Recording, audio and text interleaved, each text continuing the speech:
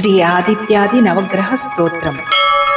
జపాకుసుమ సంకాశం కాశ్యపేయం మహాద్యుతిం తమోరిం సర్వపాపఘ్నం ప్రణతోస్మి దివాకరం. ఓం సూర్యాయ నమః.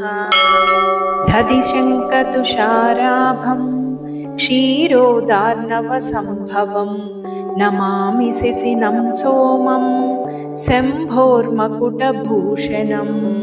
ఓం చంద్రాయ నమః. ధరణీగర్భసంభూతం విద్యుత్కాంతిసమప్రభం కుమారం శక్తిహస్తం తం మంగళం ప్రణమామ్యహం. ఓం అంగారకాయ నమః.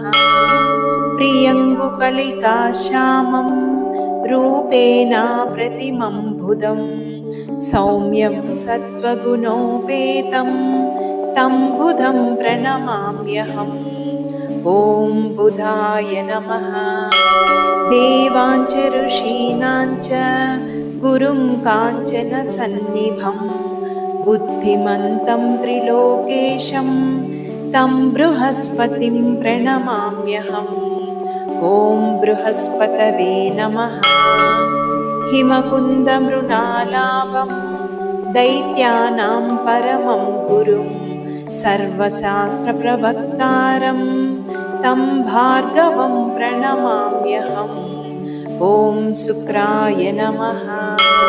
నీలాంజనసమాభాసం రవిపుత్రం యమాగ్రజం ఛాయామార్తాండసంభూతం తం నమామి శనైశ్చరం. ఓం శనైశ్చరాయ నమః. అర్ధకాయం మహావీరం చంద్రాదిత్యవిమర్దనం సింహికాగర్భసంభూతం తం రాహుం ప్రణమామ్యహం. ఓం రాహవే నమః. పలాసపుష్పసంకాశం తారకాగ్రహమస్తకం రౌద్రం రౌద్రాత్మకం ఘోరం తం కేతుం ప్రణమామ్యహం. ఓం కేతవే నమః.